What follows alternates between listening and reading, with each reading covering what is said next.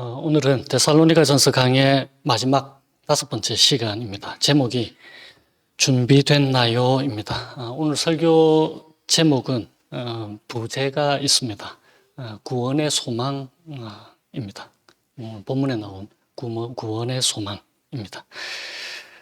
준비됐나요? 이 말은 여러분들이 많이 들어보셨을 거예요. 주일학교 어린이들 앞에서 율동하기 전에 선생님들이 하시는 말씀이잖아요. 준비됐나요? 하면은 네 이 5글자를 말하잖아요. 예수님이 재림하신다는 사실은 예수님이 2000년 전에 이 땅에 태어나셨다는 그 역사적 사실처럼 분명한 사실입니다. 그런데 여러분, 언제 다시 오실지 모르는 예수님의 재림에 대해 준비가 되어 있으십니까?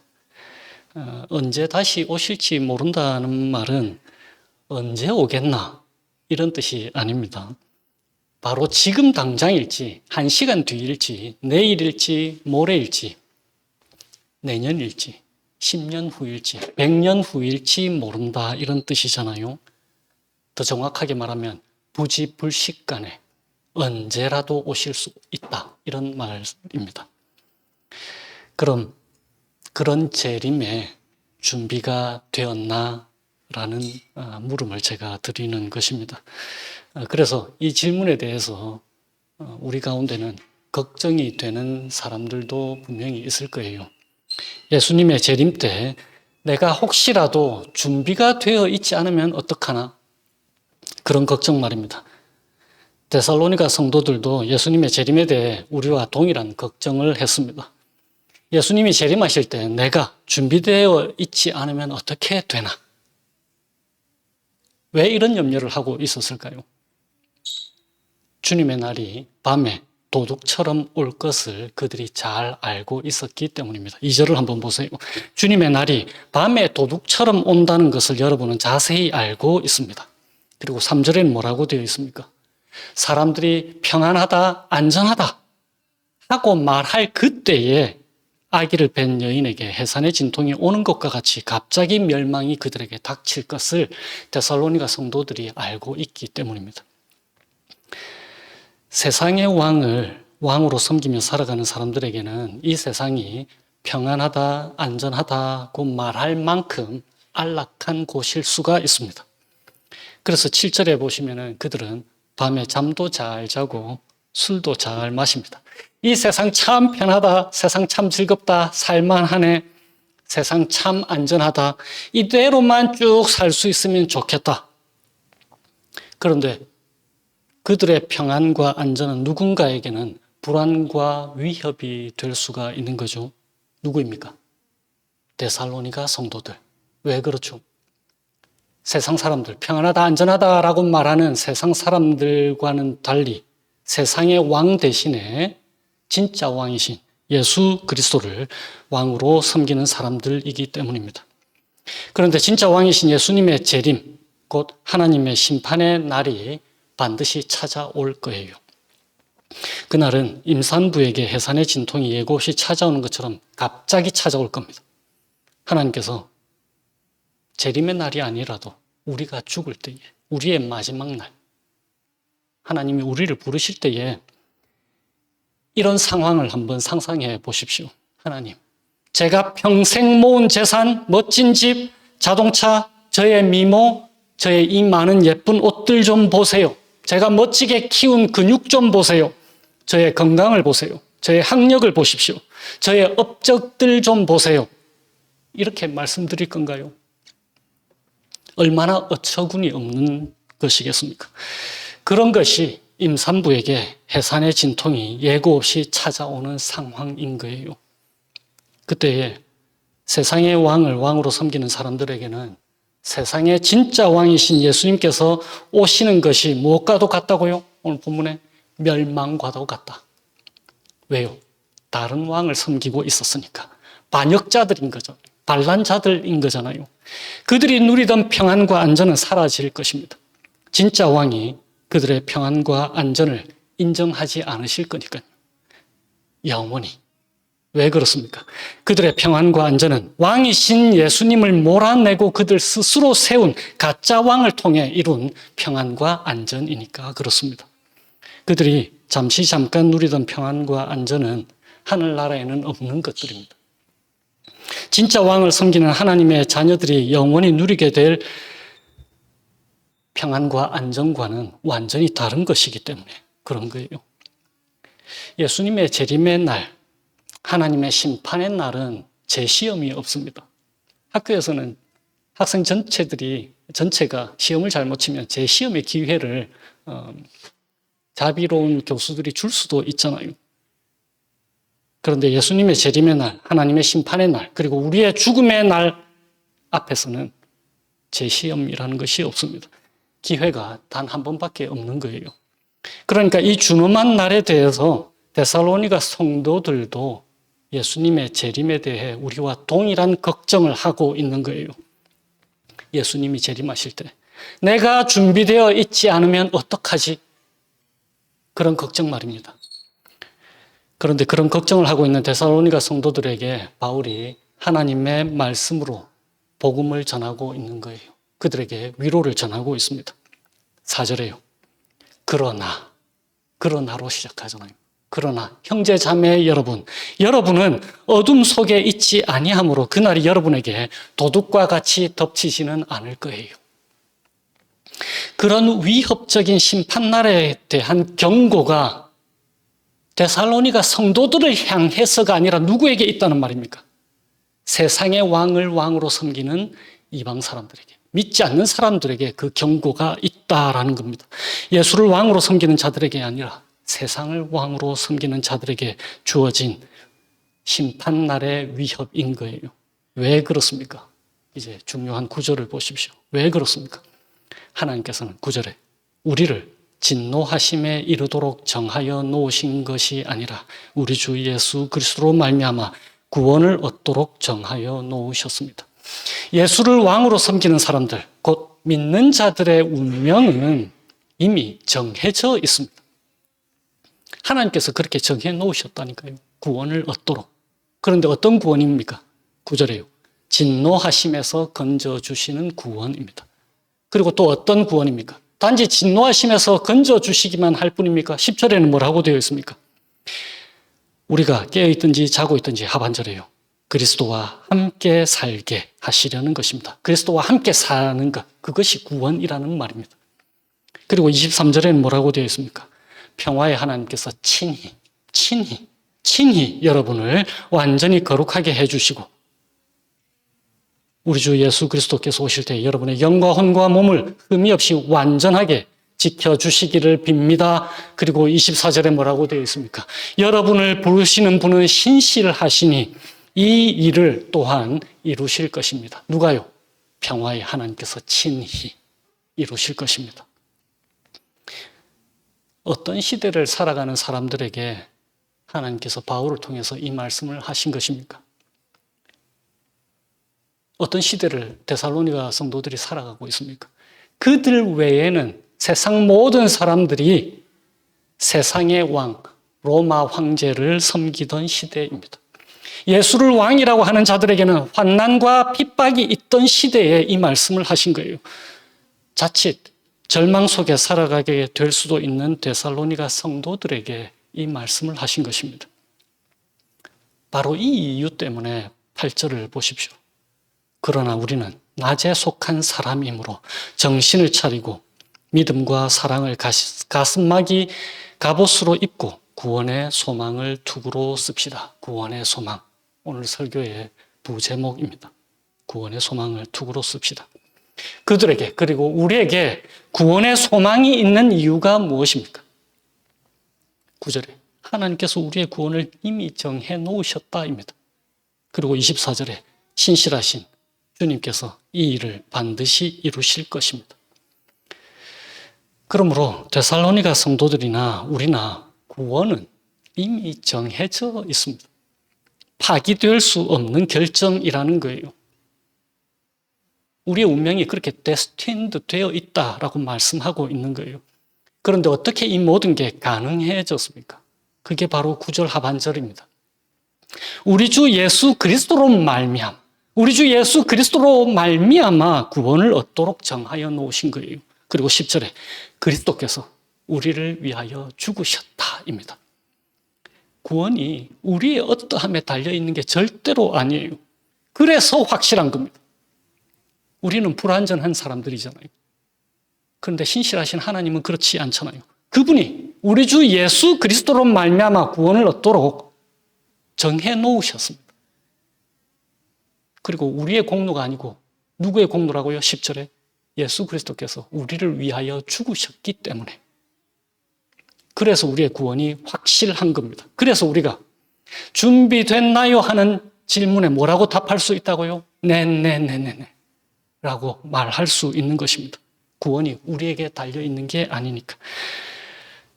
우리는 우리의 구원이 하나님의 은혜로 된 것임을 고백하면서 살잖아요. 그런데 너무나 자주 우리는 우리의 어떠함, 다시 말하면 죄를 짓게 되면 우리의 구원이 취소되거나 흔들릴지 모른다는 생각을 하게 되잖아요. 우리의 구원은 우리가 한 것이 전혀 없고 하나님께서 다 하신 것인데 우리의 구원을 잃는 것은 우리가 할 수 있다라고 착각을 하는 거예요. 그것은 아마도 오늘 읽은 그 5장 5절에서 7절 말씀 때문인지도 모르겠습니다. 5절에 뭐라고 되어 있습니까? 우리는 가끔 혹은 자주 밤이나 어둠에 속한 사람들처럼 살아가니까. 그리고 6절에 우리는 가끔 혹은 자주 깨어 정신 차리는데 실패하니까. 그리고 7절에 우리는 가끔 혹은 자주 잠들어 있고 술에 취해 있듯이 정신 못 차리면서 살아가니까. 다 어떤 모습입니까? 데살로니가 교회의 상황에서 말을 하면요. 정신 못 차리고 예수가 왕인 것을 거부하고 세상 사람들처럼 세상이 존귀하게 여기는 것들을 왕처럼 섬기고 따르는 삶을 살아가는 우리들이잖아요. 그래서 우리는 때때로 내가 구원받을 것인가, 내 구원이 혹시라도 취소되지 않을까 염려하게 된다는 말입니다. 우리의 삶이 완벽하지 못하니까. 걱정하지 않고 평강을 누릴 수 있는 방법 2가지 복음을 제가 오늘 여러분들과 함께 나누기를 원합니다. 2가지를 말씀을 드릴게요. 첫 번째, 중요한 거니까 잘 기억하십시오. 오늘 본문에 빛의 자녀, 낮의 자녀 혹은 어둠에 속했다, 밤에 속했다 이 단어의 의미가 무엇인지를 잘 이해하셔야 합니다. 5절 하반절에 한번 보십시오. 밤이나 어둠에 속한 사람이 아닙니다. 이것을 직역을 하면은, 그러니까 헬라어 원문을 그대로 직역하면 이렇습니다. 밤의 자녀나 어둠의 자녀가 아닙니다. 이 말이에요. 5절 상반절하고 같은 어법을 사용되어 있습니다. 5절 상반절에 뭐라고 되어 있습니까? 모두 빛의 자녀요, 낮의 자녀입니다. 그러니까 밤이나 어둠에 속한 사람이 아닙니다라는 말은 밤의 자녀나 어둠의 자녀가 아니고 빛의 자녀요, 낮의 자녀다 이 말입니다. 누군가의 자녀, 빛의 자녀, 낮의 자녀 혹은 밤의 자녀, 어둠의 자녀라는 이 단어들의 뜻은 밤이나 어둠이 어머니이고 그 자녀들이 그 어머니의 성품을 상속했다 이런 뜻인 거예요. 반대로 5절 상반절에서 빛의 자녀, 낮의 자녀라는 말은 빛이나 낮이 어머니이고 그 자녀들이 그 어머니의 성품을 상속했다 이런 말입니다. 무슨 말인가 하면은 자녀인데 우리의 행함에 따라서 빛의 자녀, 낮의 자녀 혹은 밤의 자녀, 어둠의 자녀로 왔다 갔다 한다라는 말이 아닌 거예요. 어머니가 다르다니까요. 본질이 다르다고요. 고린도후서에서 이렇게 되어 있잖아요. 그런즉 누구든지 그리스도 예수 안에 있으면 새로운 피조물이라. 이전 것은 지나갔으니 보라 새 것이 되었도다. 그래서 거듭났다. 이렇게 말씀하시는 거예요. 그러니까 우리가 하나님의 자녀, 다시 말하면 빛의 자녀, 낮의 자녀가 된 것이 변경될 수 있다라는 말입니까? 어머니가 다르다니까요. 우리가 다른 게 아니고 어머니가 다르다고요. 거듭난 것을 되돌릴 수 없다라는 말입니다. 여기까지 말씀드리면 이제 또 우리는 타락한 인간 본성을 갖고 있으니까 이렇게 말씀하실 거 아니에요. 그러면 이제 내 마음대로 살아도 되겠네. 예를 들면 이번에 그 로마서 2장, 3장 로마서의 발견 3과와 4과를 이번 달에 나누게 될 거잖아요. 거기에 나오는 우리의 죄인된 모습들, 우리의 온갖 더러운 말들, 입술에는 독사의 독이 있고 입에는 저주와 독설이 있고 발은 피를 흘리는 일에 빠르고 평화의 길을 알지 못하고 눈에는 하나님을 두려워하는 빛이 없다라고 로마서에서 말씀하시는 것. 그런 것들 막 해도 되겠네?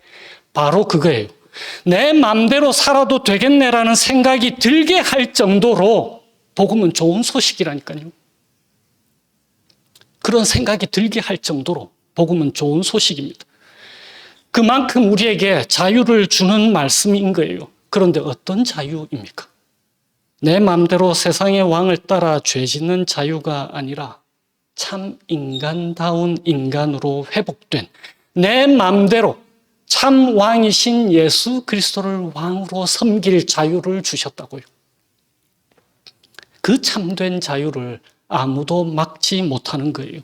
어떻게 그게 가능해졌습니까? 예수 그리스도 때문에. 그리고 그분의 영이신 성령을 우리에게 주셨습니다.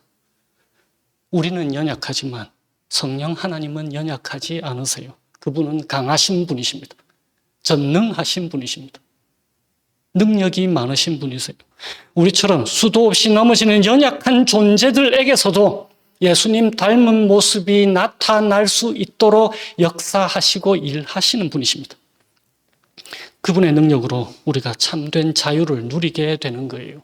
변화된 나, 회복된 나, 바로 그런 내 마음대로 참 왕이신 예수님을 섬기는 자유를 주신 거예요. 우리의 변화가 완벽하다는 뜻이 전혀 아닙니다. 완벽한 것은 예수님의 재림 때 이루어질 거예요. 그때까지 우리는 성령께서 하시는 그 일, 우리의 변화를 조금 맛보게는 될 거예요. 경험하게는 될 것입니다. 때때로 혹은 자주 우리는 흔들릴 거예요. 여전히 넘어지기도 할 것입니다. 하나님의 뜻대로 사는 일에 우리는 자주 실패하게도 될 것입니다. 바로 그래서 중요한 점이 두 번째입니다. 두 번째, 예수님의 재림이 걱정되십니까? 구원이 취소될 것 같으신가요? 그래서 걱정이 되는 사람도 계실 거예요. 걱정하지 않는 가장 좋은 방법이 무엇입니까? 6절 말씀처럼 깨어 있으며 정신을 차리면 되는 거예요. 학생 때 시험 걱정들 많으시잖아요. 그리고 시험 걱정 많이 해보셨잖아요. 걱정 안 하는 가장 좋은 방법이 무엇입니까? 기도입니까? 아니잖아요. 열심히 공부하면 걱정이 사라지게 되어 있습니다. 정신 차리고 깨어 공부하면 되는 거예요. 마찬가지입니다. 예수님의 재림이 걱정됩니까? 구원이 취소될 것 같아 염려가 되십니까? 확실한 구원인데도 취소될까 싶어서 염려가 되십니까? 정신 차리고 깨어 있으면 된다. 그게 바로 오늘 본문이 말씀하시는 거예요. 12절부터 22절을 한번 보십시오. 12절부터 22절을 제가 빨리 읽을게요. 형제 자매 여러분, 우리는 여러분에게 부탁합니다. 여러분 가운데서 수고하며 주님 안에서 여러분을 지도하고 훈계하는 이들을 알아보십시오. 그들이 하는 일을 생각해서 사랑으로 그들을 극진히 존경하십시오. 여러분은 서로 화목하게 지내십시오. 형제 자매 여러분, 여러분에게 공고합니다. 무질서하게 사람을 훈계하고 마음이 약한 사람을 격려하고 힘이 없는 사람을 도와주고 모든 사람에게 오래 참으십시오. 아무도 악으로 악을 갚지 말고 도리어 서로에게 모든 사람에게 항상 좋은 일을 하려고 애쓰십시오. 항상 기뻐하십시오. 끊임없이 기도하십시오. 모든 일에 감사하십시오. 이것이 그리스도 예수 안에서 여러분에게 바라시는 하나님의 뜻입니다. 성령을 소멸하지 마십시오. 예언을 멸시하지 마십시오. 모든 것을 분간하고 좋은 것을 굳게 잡으십시오. 갖가지 모양의 악을 멀리 하십시오. 이렇게 하면은 걱정이 없어진다입니다. 중요한 거 하나 기억하셔야 됩니다. 이렇게 살아야지만 구원이 취소되지 않는다가 아닙니다. 구원은 확실하다니까요. 그런 구원의 소망을 우리에게 주셨습니다. 이렇게 하면 어떻게 된다고요? 지금 12절부터 22절까지의 삶을 살아가면 어떻게 된다고요? 구원이 취소되지 않는다가 아니라 걱정하지 않게 된다입니다. 내 구원이 취소될까 걱정하지 않게 된다입니다. 그것이 바로 준비됐나요? 라는 물음에 대한 답인 거예요. 5글자. 네. 또 다른 5글자 뭐겠습니까? 걱정 없어요. 그래도 좀 걱정이 되는데요. 그런 우리에게 하나님께서 바울을 통해 들려주시는 복된 이름이 23절이에요. 평화의 하나님. 평화의 하나님. 우리 하나님이 어떤 분이십니까? 23절에요. 평화의 하나님께서 친히 여러분을 완전히 거룩하게 해주시고 우리 주 예수 그리스도께서 오실 때에 여러분의 영과 혼과 몸을 흠이 없이 완전하게 지켜주시기를 빕니다. 24절. 여러분을 부르시는 분은 신실하시니 이 일을 또한 이루실 것입니다. 이것이 바로 하나님께서 그의 자녀들에게 주시는 준비된 나요에 대한 답입니다. 구원의 소망입니다. 우리는 우리의 마지막이 어떨지를 이미 알고 이 땅을 살아가는 거예요. 그러므로 이 세상을 살아갈 때에 이미 우리가 하나님 나라에서 살아가는 방식으로 이 세상을 살아가는 거예요. 어떤 방식입니까? 하나님 나라의 왕이신 예수 그리스도를 이 세상에서부터 왕으로 섬기며 살아가는 거라고요. 환난과 핍박이 있을 거예요. 환난과 핍박이 있을 거라고 약속하셨잖아요. 데살로니가 전서에서 우리에게 환난과 핍박이 있을 것이다. 그럼에도 오늘 5장에서는 뭐라고 하십니까? 환난과 핍박이 확실히 있는 것, 우리를 위해서 정해놓으신 것처럼 동일하게 우리를 위해서 정해놓으신 것은 그 확실한 구원이다라고 하는 거예요. 그럼에도 확실한 구원의 소망을 우리에게 미리 보장해 주시는 거예요. 환난과 핍박 가운데서. 그러니까 흔들리지 말고 하나님 나라의 백성답게 거룩함을 살아라. 그렇게 우리에게 말씀해 주시는 것입니다. 그리고 걱정 말고 평화를 누리라고 말씀하시는 거예요. 평화의 하나님께서 신실하셔서 반드시 우리의 구원을 이루실 것이니까 우리를 예수 그리스도 안에서 흠 없이 거룩함으로 무장시켜 주실 테니까요. 그분이 반드시 이 일을 이루실 것입니다. 이 주님과 함께 한 주를 동행하시면서 구원의 소망을 품고 항상 기뻐하고 끊임없이 기도하고 모든 일에 감사하시는 삶 살게 되시기를 주님의 이름으로 축원드립니다. 기도하시겠습니다. 하나님 아버지, 저희들에게 구원의 소망 주셔서 참 감사해요. 구원이 저희들의 어떠함에 달려있는 것이 아니게 하셔서 참 감사해요. 저희들이 저희들 자신을 돌아보면 어느 것 하나 신뢰할 만한 구석이 없는 것을 보게 됩니다. 그래서 더욱 신실하신 주님의 크신 사랑과 은혜를 의지하게 해 주셔서 감사해요. 시편 기자가 한결같이 고백하듯이 한결같은 주님의 그 사랑에 의지한다. 주님만이 저희들의 피난처 되신다. 라는 그 고백으로 저희들이 살아가게 해 주세요. 그래서 이 세상에서 저희들이 어떠한 환난과 핍박을 당하게 된다 할지라도 그것이 바로 하나님 안에서 복된 사람들의 삶의 모습인 것을 기억하게 하시고 또 저희들의 모든 시선 참다운 왕이신 예수 그리스도께 향할 수 있도록 이끌어 주시기를 예수님의 이름으로 기도합니다. 아멘.